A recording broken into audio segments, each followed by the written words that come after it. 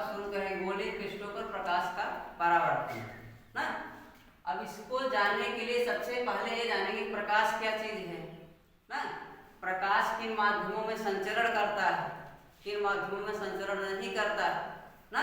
इसको संचरण करने के लिए क्या क्या आवश्यकता है, इस ब्रह्मांड में कितनी प्रकाशित वस्तुएं हैं ना, कितने प्रकार की हैं, लगभग आप पढ़े हैं कक्षा 9 में ना।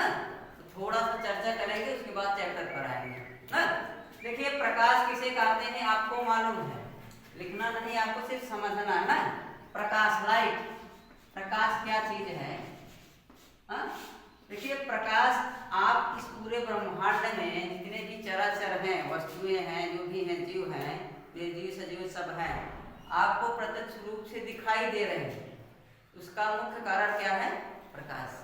यानी आप ये कह सकते हैं इस ब्रह्मांड में उपस्थित जितनी भी वस्तुएं हैं, जिस ऊर्जा के माध्यम से, एक प्रकाश क्या एक प्रकार की ऊर्जा है, जिस ऊर्जा के माध्यम से आपको इस ब्रह्मांड में उपस्थित जितनी भी वस्तुएं हैं आपको स्पष्ट रूप से दिखाई दे रही हैं। आप उनका क्या अनुभव कर रहे हैं छू करके ना, जो भी है ना, जिस ऊर्जा के कारण, उस ऊर्जा को क्या कहते हैं, प्रकाश कहते हैं ना। समझ आ रही बात। अब इस प्रकाशित ऊर्जा के तहत आपको ब्रह्मांड में जितनी वस्तुओं उनको दो भागों में विभाजित किया गया है। एक आपका अदीप्त है, दूसरा प्रदीप्त ना। प्रदीप्त और अदीप्त या दीप्त या अदीप्त कह सकते हो ना। दीप्त का मतलब ये है जो क्या हो, जिनमें खुद का स्वयं का प्रकाश हो, एक प्रकाश ऊर्जा हो उनमें ना। जैसे आपका सूर्य हो गया ना, चंद्रमा नहीं है, सूर्य के प्रकाश से प्रकाशवान होते हैं चंद्रमा ना। जैसे आपका क्या हुआ, सूर्य, सूर्य में भाई अपार ऊर्जा है, कौन सी ऊर्जा, प्रकाशिक ऊर्जा ना, चमक उत्पन्न कर रहा है ना। आपका हीलियमों का क्या कहते हैं, हाइड्रोजनों का संयोजन, संलयन हो रहा है, हीलियम बन रहा है, उसके प्राप्त अपार ऊर्जा निकलती है तो दीप्त उत्पन्न करता है ना, जो हम आप विटामिन डी के रूप में, प्रकाशिक ऊर्जा के रूप में ग्रहण करते हैं। समझ आए हमारी बात। अब देखिए जो दीप्त हैं जिनमें स्वयं का प्रकाश है, जैसे बल्ब हुआ, आपका लालटेन हुई ना, सूर्य हुआ, चिमनी हुई, जो भी है आप दैनिक जीवन में जिनका उपयोग करते हैं आप, जिनमें खुद का स्वयं का प्रकाश हो ना, उनको क्या कहते हैं, दीप्त वस्तुएं ना। क्लियर। अब जो अदीप्त वस्तुएं हैं, अदीप्त वस्तुओं का मतलब जो दूसरे के प्रकाश से प्रकाशमान ना, तो दूसरे का प्रकाश ग्रहण करके खुद को प्रज्वलित करती हूँ। जैसे हम आप हुए ना, बेंच डेस्क हुए, जितनी भी निर्जीव वस्तुएं हैं लगभग, चंद्रमा हुई ना। जैसे सूर्य का प्रकाश पड़ता है जब आपके बेंच पर, जो आपकी बेंच है, इस बेंच पर जब सूर्य का प्रकाश पड़ेगा तो क्या करे, इसका परावर्तन कर देगा, वही प्रकाश किरण हम आपके आंखों पर पड़ती है, जाकर रेटिना पर इस बेंच का पीत बिंदु पर इस बेंच का उल्टा प्रतिबिंब बनता है, जो हमें आपको दिखाई देता है ना। अंध बिंदु होता है आपके दृष्टिपटल पर, वो आपको मस्तिष्क को भेजता है इसका पिक्चर ना उल्टा, जो हम आप क्या करते हैं इसको सीधा देखते ना। यानी कहने का मतलब इस ब्रह्मांड में जितनी भी निर्जीव वस्तुएं हैं लगभग ना, जो भी हैं, हम आप जो भी हैं, जो भी सजीव निर्जीव जो भी हैं लगभग सब सूर्य के प्रकाश से प्रकाशमान है।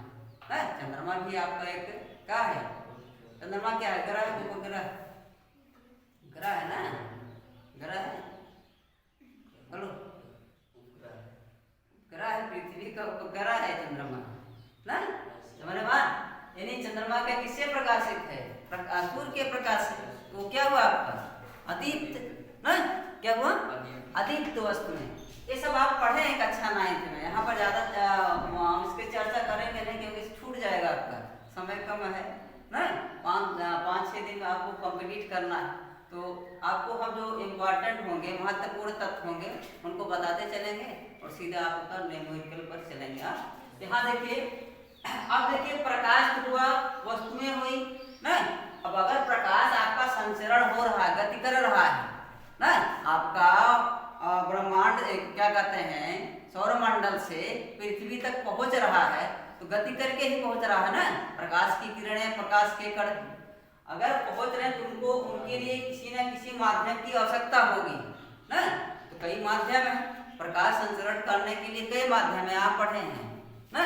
यहाँ आप धरती या क्षैतिज धरातल पर नहीं लेंगे। अगर टोटल आप देखेंगे माध्यम तो आप पढ़े पारदर्शक माध्यम, पारभाषक माध्यम, अपारदर्शी माध्यम, पढ़े हैं ना। हाँ, तो छोटी छोटी चीजें हैं, इन पर हम ज्यादा जाएंगे नहीं। सीधा सीधा आते हैं कहाँ, गोलीय पृष्ठ पर प्रकाश का परावर्तन। तो सबसे पहले आप जानेंगे क्या, गोलीय दर्पण ना। हेडिंग क्या होगी आपकी, गोलीय दर्पण या गोलीय पृष्ठ क्या है ये देखेंगे। हेडिंग आपकी होगी गोलीय दर्पण।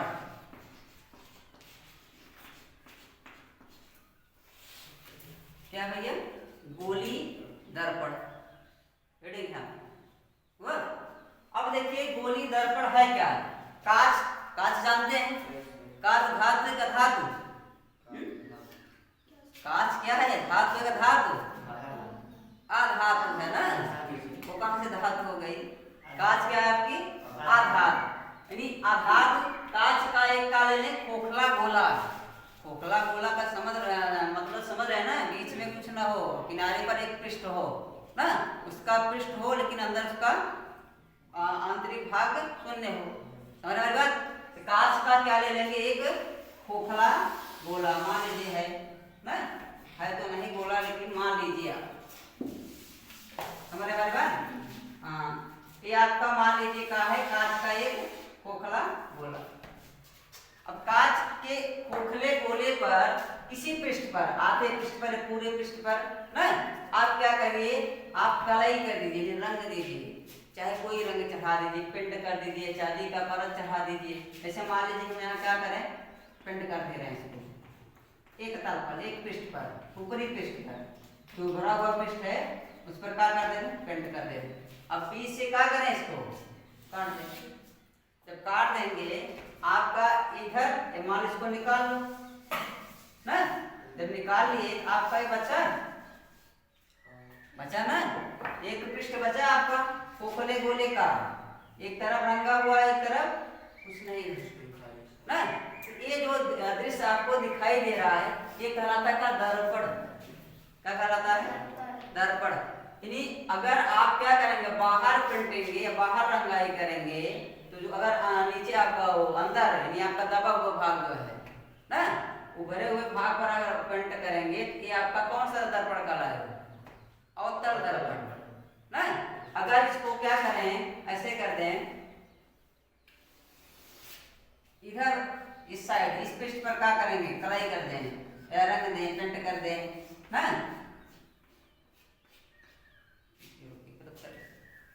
यानी कि आपका जो दबा हुआ भाग है अंदर की तरफ उस पर क्या करें, पेंट करें, इधर यहाँ पर अब बाहर छोड़ दें, बाहरी पृष्ठ पर कुछ ना करें तो एक आपका प्रदेश बनेगा। इस प्रदेश को क्या करेंगे, उत्तल, यानी उभरा हुआ ना, अवतल, अव का मतलब दबा हुआ ना अंदर। अगर आपका उभरे हुए भाग पर कलाई की गई है तो आपका कौन सा होगा, अवतल। अगर आपका दबे हुए भाग यानी अवतल ना उस पर कलाई या पेंट किया गया है तो क्या कहलाएगा, उत्तल दर्पण ना। यानी आपके गोलीय दर्पण के कितने प्रकार हुए, दो ना। तो गोलीय दर्पण की अगर हमें परिभाषा देनी तो क्या करेंगे, जब किसी कांच के खोखले गोले पर किसी पृष्ठ पर कलाई या पेंट कर दिया जाता है तो प्राप्त जो भी होगा वो क्या कहलाएगा, आपका गोलीय दर्पण कहलाएगा ना। समझ रहे हैं बात। तभी तो आपका से मान लीजिए समतले दर्पण है, एक कांच का खोखला गोला लिए काट दिए, जब काट दिए जब इधर आप खड़े होंगे तो आपका चित्र दिखना चाहिए ना उसमें ना, दिखेगा तभी जब इधर आपका क्या वो पेंट किया गया हो। ऐसे मान लीजिए समतल दर्पण लिए है मेरा एक दर्पण है, कलई उलई नहीं की गई इस पर ना, यानी आपका पेंट नहीं किया गया। आप इधर खड़े होंगे आपको उधर वाला देखेगा ना, आपका प्रतिबिंब इससे दर्पण पर पड़ेगा नहीं, बनेगा नहीं। क्यों नहीं बनेगा, क्योंकि आपकी प्रकाश किरणें आर पार बजा रही। जब तक आपसे जो निकली हुई प्रकाश किरणें हैं वो इससे टकरा के परावर्तित नहीं होंगी तब तक आपका प्रतिबिंब बनेगा नहीं ना। आपसे निकली हुई किरणें या किसी कोई वस्तु भी है, मान लीजिए ना, ये है, इसका प्रतिबिंब तभी बनेगा जब इस पे जो प्रकाश किरणें हैं उत्सर्जित होकर के यहाँ क्या टकरा करके पुनः इसके आँख पर पड़े ना, किसी कोण पर ना। अगर ऐसे आपका इससे निकलने वाली प्रकाश किरणें सीधी निकल जाएंगी, प्रतिबिंब ही नहीं बनेगा ना, तब कहाँ से दर्पण हुआ? तब तो वो सीधा सीधा क्या है, कांच है ना, शीशा ना। अगर आपका इस पर प्रतिबिंब नहीं बन रहा है इस वस्तु का या इस आदमी का, तब तक आपका दर्पण नहीं कहलाएगा। दर्पण तब कहलाएगा जब एक तरफ का कर दीजिए, आप पेंट कर दीजिए या पॉलिश कर दीजिए ना, ये आपका हुआ दर्पण होगा।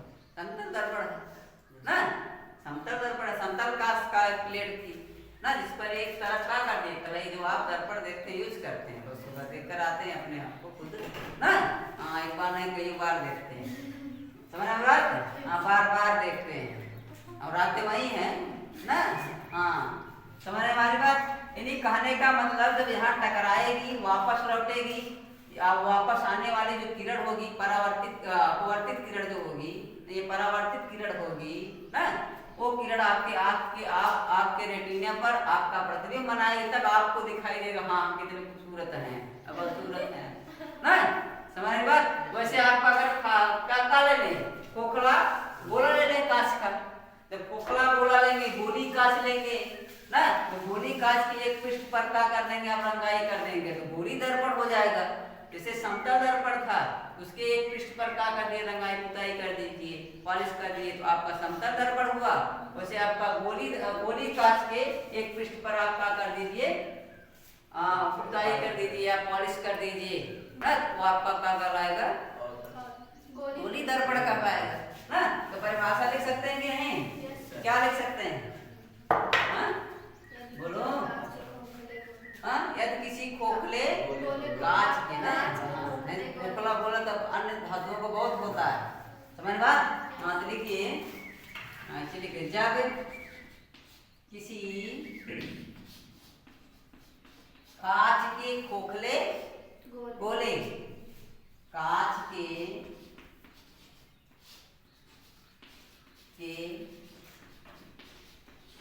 खोखले गोले के एक पृष्ठ पर, यानी सभी पृष्ठ पर कर देंगे तो कोई मतलब है तो नहीं है ना। हाँ, मतलब निकलना चाहिए आपका, किसी वस्तु का उस पर प्रतिबिंब बनना चाहिए, छोटा बने बड़ा बने वो तो अलग की बात है, आगे की बात है ना। खोखले गोले के एक पृष्ठ पर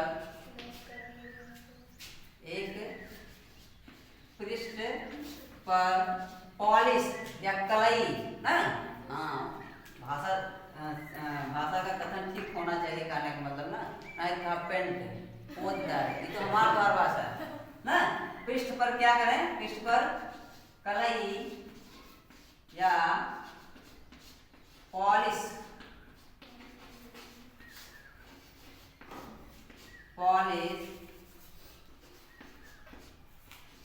कर देने पर प्राप्त दर्पण गोली दर्पण कहलाता है। गोली दर्पण कहलाता है। निकला क्लियर? यानी क्या करेंगे, एक कांच का खोखला गोला लेंगे, चाहे इस तरफ चाहे उस तरफ, एक पृष्ठ उसका क्या करेंगे, रंगेंगे। जब एक पृष्ठ रंगेंगे या पॉलिश करेंगे एक पृष्ठ पर, दूसरी पृष्ठ से जो प्रकाश की किरण आपतित होगी उस पर, उसका प्रतिबिंब बनाएगा, यानी उसका परावर्तन करेगा आपकी तरफ। समझ रहे बात? हाँ, तो उसका प्रतिबिंब बनना चाहिए, ये नहीं दर्पण है प्रतिबिंब ही न बने, सीधे से प्रकाश किरण आर पार हो जाए तो आपका दर्पण तब नहीं कहलाएगा, तो वो कांच ही रह जाएगा ना। समझ रहे बात? वह आपका गोली दर्पण कितने प्रकार का बताया, दो ना। अगर आपका उभरा हुआ पृष्ठ रंगा या पॉलिश किया गया है तो अवतल दर्पण, या दबा हुआ पृष्ठ आपका पॉलिश किया गया है तो उत्तल दर्पण। क्लियर? हाँ तो यहाँ लिख लेंगे गोली दर्पण, नीचे इसके नई लाइन से, गोली दर्पण मुख्यतः दो प्रकार के होते हैं।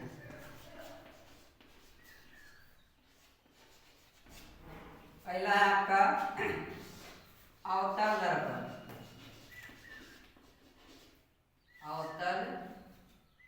दर्पण, और दूसरा है उत्तल दर्पण।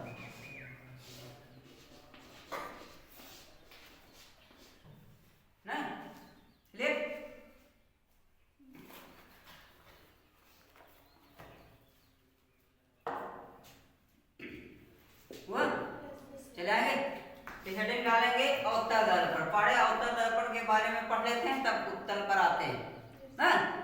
आप फर्क तो समझ ही गए हैं लगभग ना, एक साथ पढ़ाने का कोई मतलब नहीं। अवतल दर्पण से संबंधित चीजें हम पढ़ लेंगे तब उत्तल दर्पण पर आएंगे ना, इसी का जस्ट विपरीत है। क्लियर? हेडिंग आपकी क्या होगी? अवतल दर्पण। अगर अवतल दर्पण आप समझ ले रहे हैं, उत्तल दर्पण समझने में कोई बहुत बड़ी बात नहीं, एक दो पॉइंट है इसके बारे में बस ना। हमारा मुख्य उद्देश्य है आपका जो मुख्य चीजें हैं उनको बताना है। अभी इस भर की थ्योरी लिखना पढ़ना आपका समय गया, तो पढ़ना तो तब नहीं पढ़े आप। हाँ देखिए यहाँ पर अवतल दर्पण हेडिंग है, इसके बारे में कहते हैं। अब क्या करेंगे, ऐसा गोली दर्पण। अब यहाँ देखिए, मान लीजिए हम बना रहे हैं आपका ये चीज, इसका नाम रखते हैं M1 ये नाम है। अब ऐसा गोली दर्पण, इसके का उभरे हुए पृष्ठ पर क्या की गई हो, पॉलिश की गई हो या कलाई की गई हो। यहाँ पर देखिए हम क्या कर दे रहे हैं, इसको पेट कर दे रहे हैं ना। कमर रंग ली हो, रंगे तो नहीं देखे, सफेद नहीं हो सब, लेकिन मान लीजिए बड़े मस्तिष्क में बसा लीजिए कोई रंग जो आपको प्यारा ना। ये आपका क्या करिए, एक का लिए आप पोकला कांच का गोला, उसके उभरे हुए पृष्ठ पर हमने क्या कर दी, कलाई ना। अगर उभरे हुए पृष्ठ पर कलाई की जा रही गोली दर्पण पे, वो आपका कौन सा दर्पण होगा, अवतल दर्पण। क्लियर? हाँ तो थोड़ी सी छोटी सी परिभाषा है, आप लिख सकते हैं, लिख रहे हैं ऐसा गोली दर्पण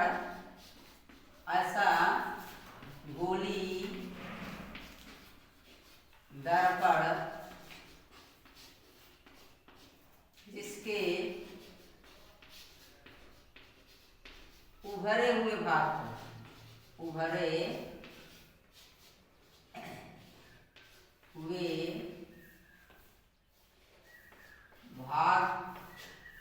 पर पॉलिश किया गया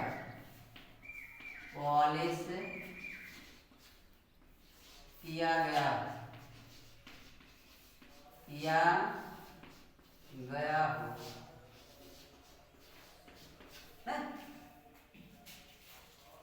बनाना पड़ेगा। ऐसा गोली दर्पण जिसके उभरे हुए भाग पर पॉलिश किया गया हो, आपको दिखाई दे रहा है ब्लैक बोर्ड पर ना। M1 M2 क्या है, एक आपका अवतल दर्पण है। क्यों अवतल दर्पण है? क्योंकि इसके उभरे हुए भाग पर पॉलिश की गई। अगर यही पॉलिश अंदर की गई हुई थी तब उत्तल हो जाता ना। क्लियर? हाँ अब देखिए इससे संबंधित कुछ बातें देखेंगे। सबसे पहले हम ये देखेंगे कि आपका प्रतिबिंब दर्पणों पर बनता कैसे है ना, या इससे संबंधित कुछ छोटी छोटी बातें हैं, उस पर आप चर्चा कर लेते हैं, तब चलते हैं। क्लियर? अब देखिए आप जानते हैं अगर कोई गोला है, यहाँ से सुनिए, उसको वहीं छोड़ दीजिए, यहाँ पर आइए। आपका ये गोला है वृत्त, मान लीजिए वृत्त है आपका, इसका कोई केंद्र होगा, सेंटर होगा ही ना। गोला हो, वृत्त हो या हम आप हो, सबका एक केंद्र है, ब्रह्मांड केंद्र एक केंद्र है। इस केंद्र से कोई भी रेखा इस केंद्र से होकर अगर जा रही है, वो रेखा कहलाती है मुख्य अक्ष ना। चाहे जो हम आप हों या कोई भी इस ब्रह्मांड जितनी भी वस्तुएं हैं, सबका एक द्रव्यमान केंद्र है। और द्रव्यमान केंद्र से जहाँ संतुलन होता है हम आपका, जो रेखा प्रवेश करती है उस रेखा को क्या कहते हैं? मुख्य अक्ष। नहीं वो आधार है, हम आप खड़े हैं इसका मतलब हम संतुलित हैं पृथ्वी के सापेक्ष ना, हमारा द्रव्यमान संतुलित है उसके, तो कोई रेखा गई होगी सीधी ना, वो सीधी रेखा आपकी क्या कर रहा है? मुख्य अक्ष। वैसे आपका क्या है? गोली दर्पण। गोली दर्पण है तो गोली दर्पण का कोई केंद्र होगा ना। अब मान लीजिए पूरा जब करेंगे, मान लीजिए यहाँ पर इसका केंद्र है, अब इस केंद्र से होकर जाने वाली और दर्पण को क्या करे? विभाजित करे, प्रतिच्छेद करे। और जिस बिंदु पर प्रतिच्छेद करेगी दर्पण के, चाहे इस पृष्ठ पर चाहे उस पृष्ठ पर ना, उस पृष्ठ जिस पृष्ठ पर प्रतिच्छेद करेगी, जिस बिंदु पर प्रतिच्छेद करेगी उसको कहते हैं दर्पण का ध्रुव ना। क्या कहते हैं? दर्पण का ध्रुव, निपोलर। देखिए ये आपका पूरे मान लीजिए इस गोली दर्पण का क्या है? केंद्र। अब इस केंद्र से होकर जाने वाली रेखा गई और आपके दर्पण के पृष्ठ पर टकराई, कहाँ? P बिंदु मान लेते हैं ना, दिखाई थोड़ी नहीं देगी, हम आप यहाँ कल्पना कर रहे हैं ना। गोली दर्पण के केंद्र से होकर जाने वाली रेखा क्या कहलाएगी? मुख्य अक्ष ना। दिखाएंगे नहीं उसके बारे में, ध्यान से सुनिए, नहीं तो आपको मुख्य अक्ष, ध्रुव, फोकस दूरी, फोकस बिंदु, ये सब हम लिखाएंगे नहीं, ये सुन लीजिए बस ना। ये आपकी ऐसी रेखा जो आपके गोली दर्पण के मुख्य केंद्र से या केंद्र बिंदु से प्रवेश करके आपके गोली दर्पण के पृष्ठों से टकराती है, प्रतिच्छेद करती है, उस रेखा को क्या कहते हैं भैया? या आप सीधा सीधा कह सकते हैं गोली दर्पण के केंद्र से होकर जाने वाली रेखा मुख्य अक्ष कहलाती है। क्लियर? अब ये मुख्य अक्ष दर्पण के जिस पृष्ठ के जिस बिंदु से टकराएगी, प्रतिच्छेद करेगी, उस बिंदु को कहते हैं क्या भैया? ध्रुव। क्या कहते हैं? ध्रुव, दर्पण का ध्रुव। क्लियर हो गया ना। अब मान लीजिए कोई आपकी एक अनंत से, मान लीजिए यहाँ पर आपका सूर्य है ना, मान लेते हैं सन है, मान लेते हैं नहीं ना, यहाँ से प्रकाश किरण चली।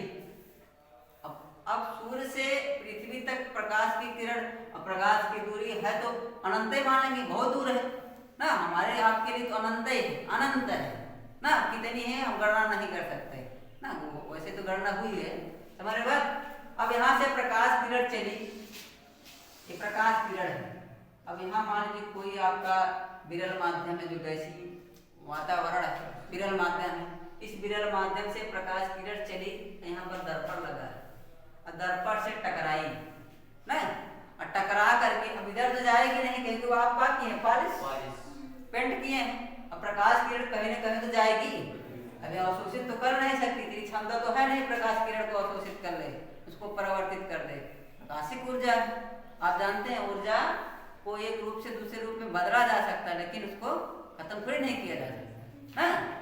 यहाँ पर अब प्रकाश किरण टकराई, टकराने के बाद पुनः वापस लौटी किसी कोण पर, उसी रास्ते से नहीं लौटेगी, किसी कोण पर वापस लौट करके मुख्य अक्ष के किसी बिंदु को प्रतिच्छेद करते हुए निकल गई, प्रतिच्छेद करते हुए निकल गई ना।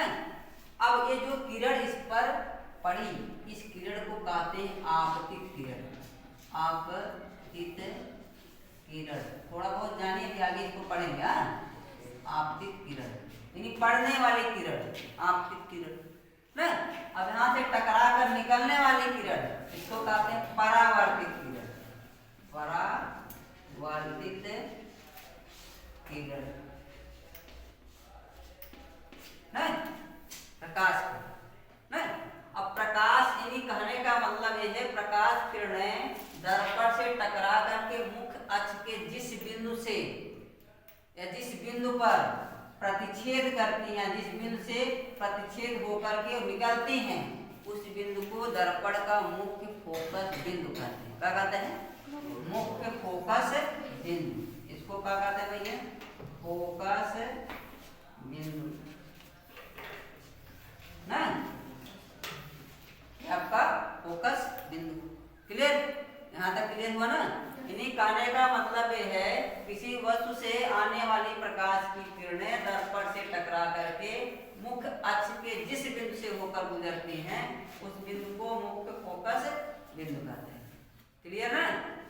कौनो संशय? अब देखिए दर्पण के ध्रुव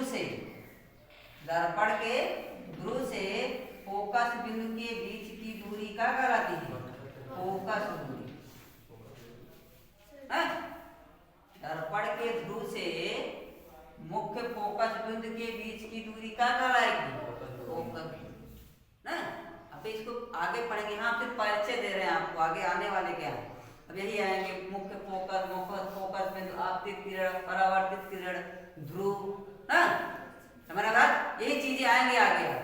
तो इन शब्दों का परिचय करा रहे हैं, है क्या चीज ना। सिर्फ परिचय करिए, लिखना नहीं है आपको, लिखेंगे तो समझ आएगा। यहाँ कहने का मतलब ये है ध्रुव से दर्पण के मुख्य फोकस के बीच की दूरी क्या कहलाएगी? फोकस दूरी। क्लियर? अब इस आप ध्यान दीजिए, इस दर्पण का कोई आपका केंद्र था? दर्पण का केंद्र था ना? इस गोली दर्पण का कोई केंद्र था कि नहीं था? अब उस दर्पण का ही संपूर्ण दर्पण का कहने का मतलब जो गोली दर्पण का आधा लिए हैं, आधा पृष्ठ लिए, आधा नहीं लिए ना। जो आधा पृष्ठ है इस पूरे गोली दर्पण का जो केंद्र होगा इस दर्पण का वो क्या कहलाएगा? वक्रता केंद्र। गोली दर्पण का केंद्र क्या कहलाता है? वक्रता केंद्र। क्लियर? और वक्रता केंद्र से ध्रुव की दूरी, फोकस दूरी कितने गुना बराबर होती? 2 गुना। उसका कारण वक्रता त्रिज्या। क्या कहते हैं भैया? वक्रता त्रिज्या। यानी दर्पण के ध्रुव से वक्रता केंद्र के बीच की दूरी r कहलाती है। ये r क्या है? वक्रता त्रिज्या। वक्रता त्रिज्या आप आगे पढ़ेंगे, r बराबर का होता है फोकस दूरी के दुगने के बराबर होता है। संबंध पूछा जाता है आपसे परीक्षा में, सवाल भी आते हैं इसके ना। r बराबर 2, अब इसका निगमन आपको पढ़ना नहीं है ना, आप इंटर में पढ़ेंगे इसका निगमन। सिर्फ आपको सूत्र जानना है बस ना, समझ बात? इस पर सवाल इतना आपको क्लियर? कोई संशय तो बताइए। हम सीधा चलेंगे अवतल दर्पण पर प्रतिबिंब बनने के नियम ना। प्रतिबिंब बनने का नियम क्या है? 3 नियम है। 3 नियम पढ़ने के बाद आप पढ़ेंगे अवतल दर्पण द्वारा प्रतिबिंब बनता कैसे ना। ये महत्वपूर्ण है आपका। क्वेश्चन आपसे पूछे जाते हैं पेपर में, बोर्ड पेपर में। इसको मिटाए हम? हाँ चलिए मिटाते हेडिंग डालेंगे आप, प्रतिबिंब बनने के नियम।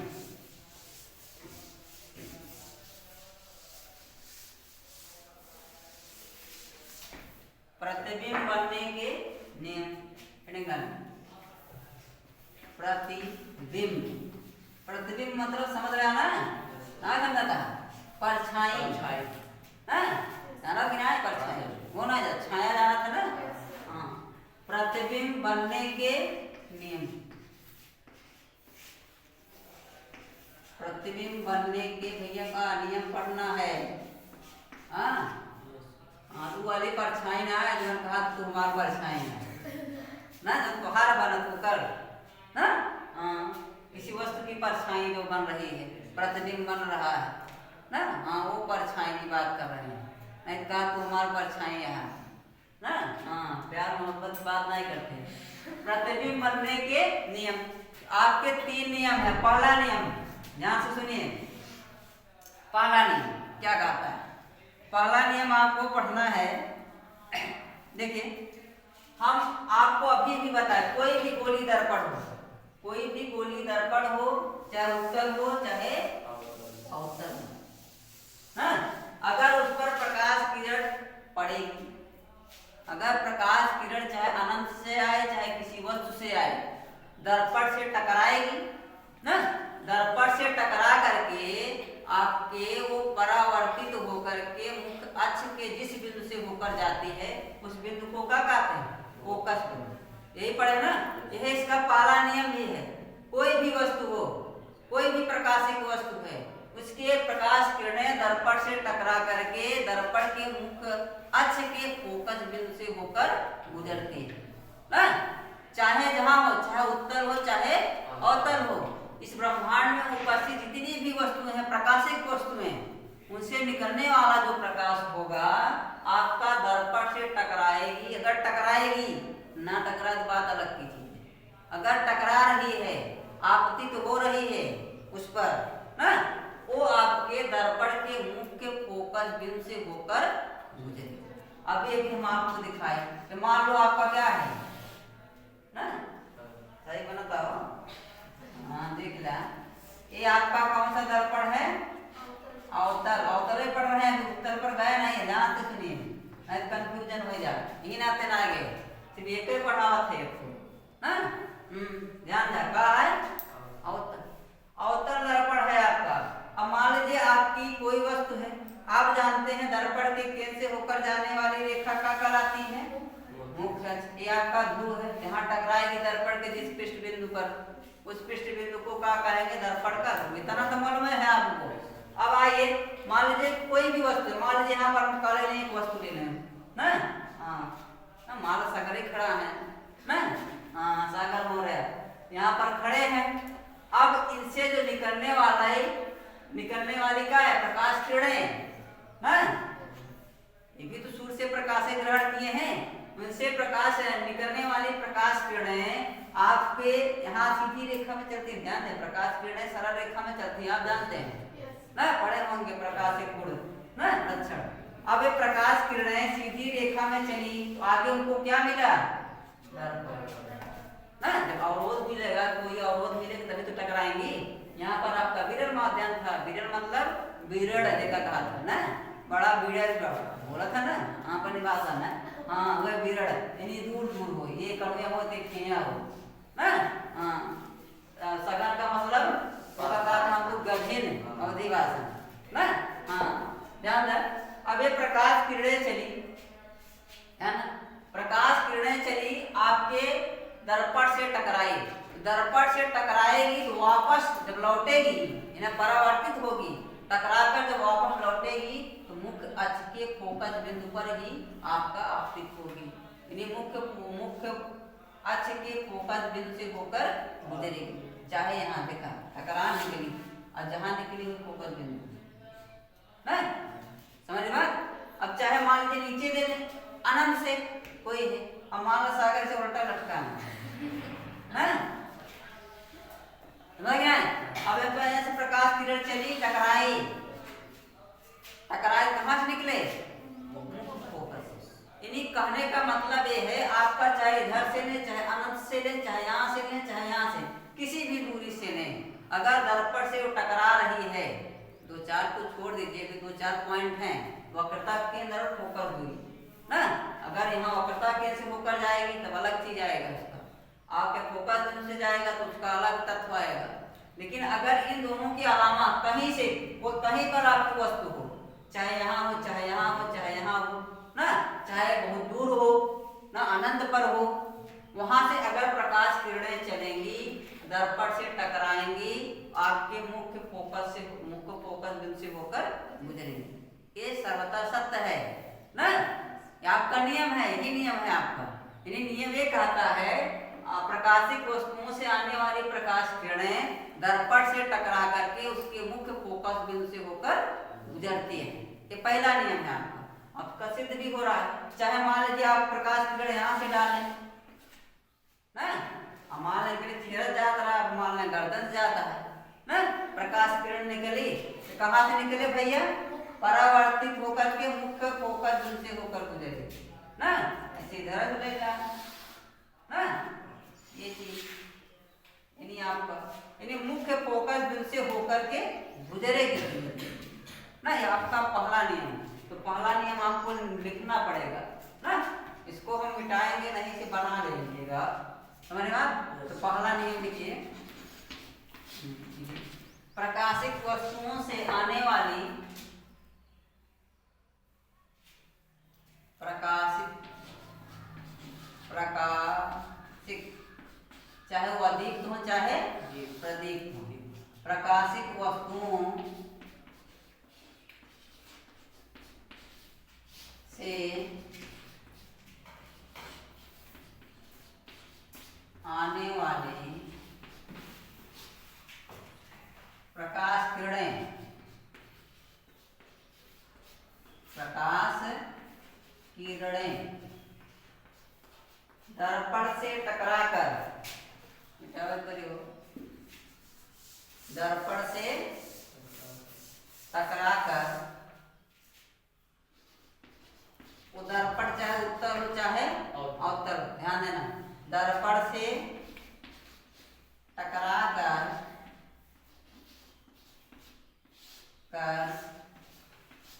मुख्य फोकस बिंदु से होकर गुजरते हैं, मुख्य फोकस बिंदु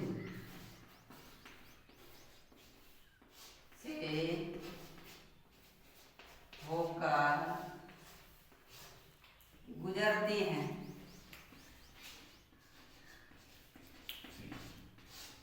गुजरती, ये पहला नहीं था। आप देखिए नीचे, एक मान लीजिए का ले लीजिए अवतल दर्पण M1 M2, हाँ, बाहर इसकी कलाई की गई, पेंट किया गया है।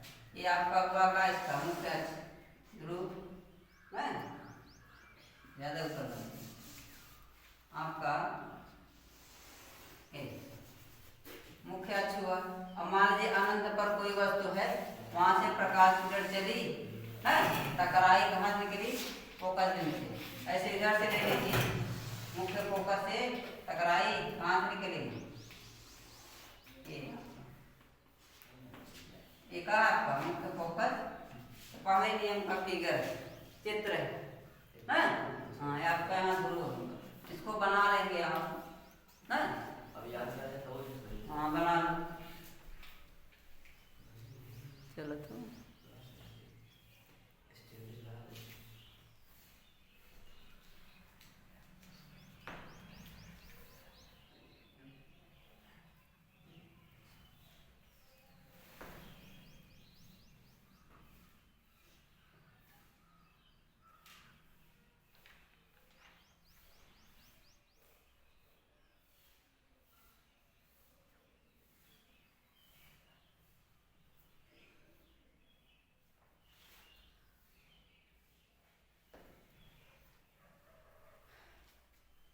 हुआ, चले आगे। देखिए दूसरा नियम, दूसरा नियम देखते तो पहला नियम था आपका ना, अब इसी में देख ले दूसरा नियम। अब मान लीजिए आपका क्या है, अवतल दर्पण, अवतल दर्पण लेकर पढ़ रहे हैं ना, हाँ, देखिए बाकी सब वही एक फोकस बिंदु। अब दूसरा नियम ये कह रहा है कि अगर प्रकाशित किरणें दर्पण के मुख्य फोकस बिंदु से होकर जाएं ना, सीधा ना टकराएं, सीधा ना टकराएं, दर्पण के मुख्य फोकस बिंदु से होकर दर्पण से टकराएं ना। अगर मान लीजिए कोई ऊपर है, यहाँ पर मान लीजिए चंद्रमा है या कोई ग्रह मान लेते हैं, एक ग्रह है शुक्र शनि ना, हाँ, बुध बृहस्पति जो भी है यहाँ पर। अब ये इस ग्रह का जो प्रकाश किरण है, यहाँ से चल करके आपकी प्रकाश किरणें दर्पण के मुख्य फोकस बिंदु से होकर जा रही है। कहाँ से जा रही है, दर्पण के मुख्य फोकस बिंदु से, ध्यान देना, यहाँ से प्रकाश किरण चली, दर्पण का मुख्य फोकस बिंदु यही तो है ना, ये मुख्य फोकस बिंदु से होकर तब दर्पण से टकरा रही, तब क्या होगा, ये जो रिजल्ट आएगा वो नियम कहलाएगा, दूसरा नियम ना, हाँ, नियम नंबर कितना, दूसरा नियम,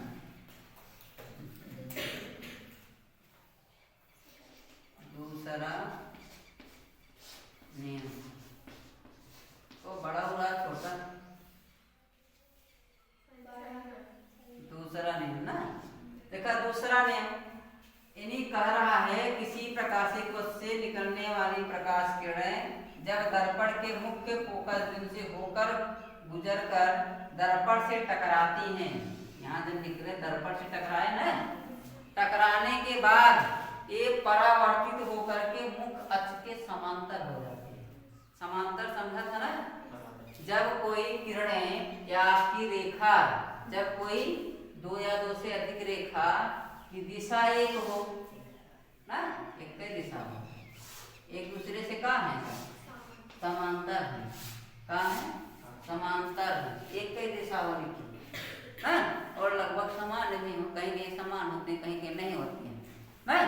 समझ बात, या आप ऐसे कर दो, ए वाली रेखा और ए वाली रेखा एक बड़ी है छोटी है, लेकिन है तो समांतर है, दोनों की दिशा क्या है, एक ही है, एक ही दिशा में, एक समान दिशा में प्रवेश कर रहे हैं, जा रहे हैं, गति कर रहे हैं, गतिमान है, जो भी है ना, ये क्या कहलाएंगे, समांतर। वैसे आपका जब आपकी प्रकाशिक किरणें फोकस बिंदु से होकर जाती हैं, दर्पण से टकराती हैं, टकराने के बाद किसके समांतर हो जाते हैं, मुख्य अक्ष, इसके समांतर हो। अब टकराएगी तो भैया इधर तो आई, इधर तो जाए ना, क्यों, इधर आप पॉलिश किए हैं, पेंट किए हुए हैं, अब टकराने के बाद आपके मुख्य अक्ष यही है, इसी के समांतर, समांतर का हो दिखता न हो ना, बड़ोकर बनाते हैं, देखिए हाँ बात, हाँ ये मान लीजिए आपका क्या है, एक दर्पण है, कौन सा, अवतल दर्पण है ना, हाँ इसको बनाने तब नियम लिखते हैं। ये आपका इसका ध्रुव है, मुख्य अक्ष है, ये मान लीजिए इसकी फोकस दूरी है ना। अब एक कर रहा है नियम कि अगर आपका कोई प्रकाश किरण दर्पण के मुख्य फोकस बिंदु से होकर दर्पण से टकराएगा तो परावर्तित के टकराने के बाद ये क्या हो जाता है, मुख्य अक्ष के समांतर हो जाता है ना। एक मान लीजिए किरण है, दर्पण से टकराती हुई कहाँ आ रही है, दर्पण के मुख्य फोकस बिंदु से होकर के दर्पण से टकरा रही, टकराने के बाद क्या होगी, मुख्य अक्ष के समांतर हो जाती है। एक यही करना चाह रहा है दूसरा नियम ना, क्लियर। हाँ तो एक लाइन छोड़ के इसको बनाई तो हम नियम लिखा है, यानी आपका अवतल दर्पण या उत्तल दर्पण के फोकस बिंदु से होकर आने वाली प्रकाश किरण दर्पण से टकरा करके दर्पण के मुख्य अक्ष के समांतर हो जाए ना। ये आपका दूसरा नियम है, क्लियर। मिटा दें, यस सर, बना जाओ, चलिए नियम लिखते हैं। हाँ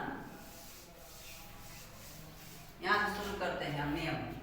नियम एक आता है, जब कोई प्रकाश किरण, जब कोई प्रकाश किरण, जब कोई प्रकाश किरण दर्पण के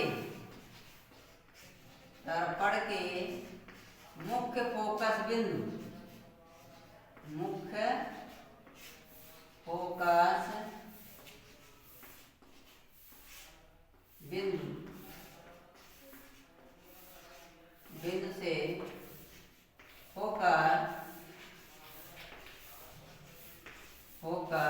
दर्पण से टकराती है, दर्पण से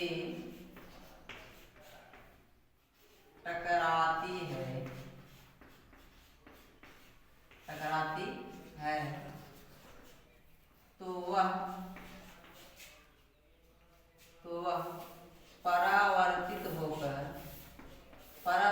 मतलब वापस लौट कर ना, परावर्तित होकर मुख्य अक्ष के समांतर हो जाते हैं, मुख्य अक्ष के समांतर हो जाते हैं, समांतर हो जाती है।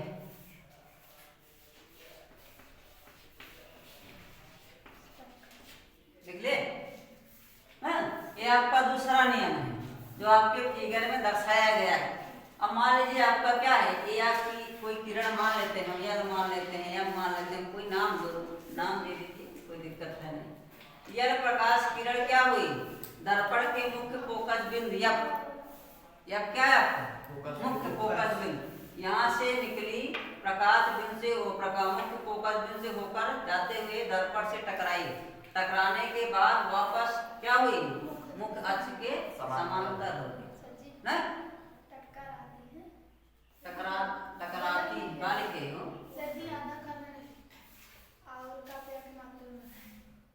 टकराती हैं, हो गया, समझ रहे हो ना। हाँ, बहुत क्लियर। आप समझिए, बस भावनाओं को समझिए, शब्द पर गौर ना करें ना, इतने आप ज्ञानी हैं। समझ रहे हमारी बात, क्लियर हुई? क्लियर हुआ ना आपका दूसरा नियम। तीसरे नियम पर आते हैं, मिटा दें इसको। हाँ, नियम नंबर तीसरा ना, तीसरा नियम।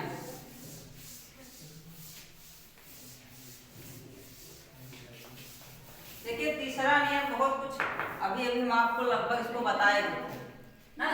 तीसरा नियम देखिए, तीसरा नियम, अब बात ना करें आपस में। तीसरा नियम क्या कह रहा है, देखिए मान लीजिए आपका हम अवतले दर्पण ले रहे हैं, उत्तर पर भी गए नहीं है, ध्यान दीजिएगा ना।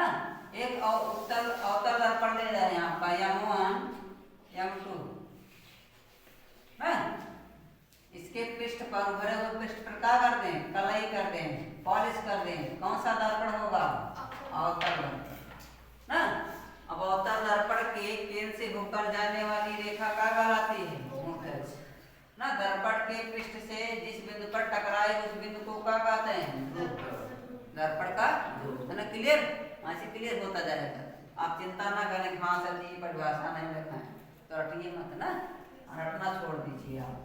ये मान लीजिए आपका दर्पण का है फोकस बिंदु, तो फोकस बिंदु किसे कहते हैं, हाँ? दर्पण से प्रकाश किरणें दर्पण से टकरा करके मुख्य अक्ष के जिस बिंदु से होकर गुजरते हैं उस बिंदु को दर्पण का मुख्य फोकस बिंदु कहते हैं। क्लियर, यहाँ तक क्लियर। तीसरा नियम हम आए आप। अब तीसरा नियम एक आता है, मान लीजिए आपका, इसको ज्यादा लंबा ले लिए, यहाँ ले लेते हैं फोकस ना। यहाँ इसकी वक्रता केंद्र ले लेते हैं C। तो वक्रता केंद्र किसे कहते हैं, गोली दर्पण का केंद्र, उस दर्पण का क्या कहलाएगा, वक्रता केंद्र। क्लियर, हाँ। अब यहाँ वक्रता केंद्र C है, इसी पर चर्चा है तीसरे नियम का। तीसरा नियम यही कहता है, जब कोई प्रकाश किरण आपके प्रकाशित केंद्र C या वक्रता केंद्र C ना, या वक्रता केंद्र से होकर गुजरती है और दर्पण से टकराती है, तो होता क्या है, यही बता रही है। ये होता ये है, आपकी कोई प्रकाश किरण जो प्रकाशित केंद्र C से होकर दर्पण से टकराती है, प्रकाशित केंद्र बार बार है, वक्रता केंद्र है ना। वक्रता केंद्र से जब होकर आती है और दर्पण से टकराती है, तो पुनः वापस उसी रास्ते से वापस हो जाती है ना, टकरा करके उसी रास्ते से पुनः वापस हो जाती है। देखिए आपका मान लीजिए प्रकाश किरण है, टकराई, कहाँ आई, टकरा गई ना, तिरछा हुए बनाए रहे ना। ये आपका एक प्रकाशित किरण है ना, जो वक्रता केंद्र C से होकर दर्पण से टकरा रही। दर्पण से टकराएगी तो पुनः क्या होगी, उसी माध्यम में उसी रास्ते से वापस हो जाएगी। ये आवत रही, ये जात ना। हाँ, यही आपका नियम है। लिख लीजिए यहाँ पर, जब कोई प्रकाश किरण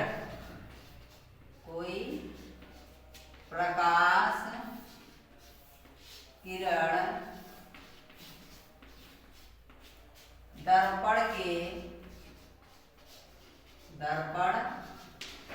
वक्रता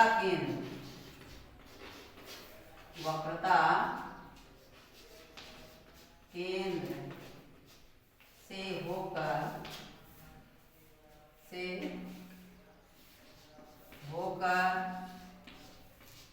दर्पण से टकराती है,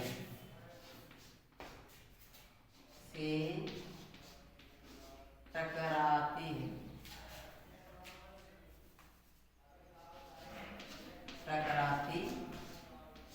है तो वह वापस उसी रास्ते से उसी रास्ते से वापस लौट जाती है। तो वह उसी पथ पर वापस हो जाते हैं ना, वापस हो जाती है, हो जाती है। ये आपका तीसरा नियम। यही 3 नियम आपको ध्यान में रखना है, तब तो प्रतिबिंब बना पाएंगे, अन्यथा प्रतिबिंब नहीं बना पाएंगे। ध्यान समझ रहे ना? हाँ, आपके ये 3 नियम है। पहला नियम ये था, कोई भी प्रकाश किरण दर्पण से टकराएगी, चाहे जो जिस स्थान पर हो, दर्पण के मुख्य फोकस बिंदु से होकर गुजरेगी। पहला नियम ना। दूसरा नियम ये कहा, अगर कोई प्रकाश किरण है, कोई भी प्रकाश किरण है, दर्पण के मुख्य फोकस बिंदु से होकर दर्पण से टकराएगी तो मुख्य अक्ष के समांतर हो जाएगी ना। तीसरा नियम आप देख ही रहे हैं, अगर प्रकाशित केंद्र से होकर जाएगी, दर्पण से टकराएगी, पुनः उसी रास्ते से वापस हो जाएगी। यही आपके 3 नियम मुख्य हैं, चाहे उत्तर दर्पण हो चाहे अवतल दर्पण हो, प्रतिबिंब बनने के नियम यही सहायक होंगे आपको। आपको जब अवतल दर्पण द्वारा प्रतिबिंब बनाएंगे, उत्तर दर्पण द्वारा प्रतिबिंब बनाएंगे, वहां पर आपके बहुत सहायता करेंगे ना। समझ रहे बात? क्लियर? अब हेडिंग चले आगे। हेडिंग डाल लेंगे, अवतल दर्पण द्वारा प्रतिबिंब का बनना। हाँ, ये बहुत महत्वपूर्ण है आपका। अवतल दर्पण द्वारा प्रतिबिंब का बनना। हेडिंग, अवतल दर्पण में प्रतिबिंब कैसे बनता है विशेष स्थितियों में ना। विभिन्न स्थितियों में आपका अवतल दर्पण द्वारा प्रतिबिंब बनता कैसे, कहाँ बनेगा, कैसे बनेगा, बड़ा बनेगा, छोटा बनेगा ना, वास्तविक बनेगा का आभासी बनेगा, ये आपको जानना है। यहाँ पर आपको जानकारी मिलेगी। इससे आपके संबंधित क्वेश्चन बहुत सारे पूछे जाते हैं बहुविकल्पी में ना, या आपका लघु उत्तरी में पूछ लिया जाता है। स्टेटमेंट दे देंगे, कथन दे देंगे, आपसे पूछ लेगा किस स्थिति में आभासी बनेगा, या बड़ा बनेगा, छोटा बनेगा, है ना। यहाँ आपको हम 1-2 स्थिति बताएंगे, उसके बाद यहाँ आपसे विदा लेंगे ना। आज के लिए वापस कल पुनः आएंगे। यहाँ हेडिंग आपकी क्या भैया, अवतल दर्पण, अवतल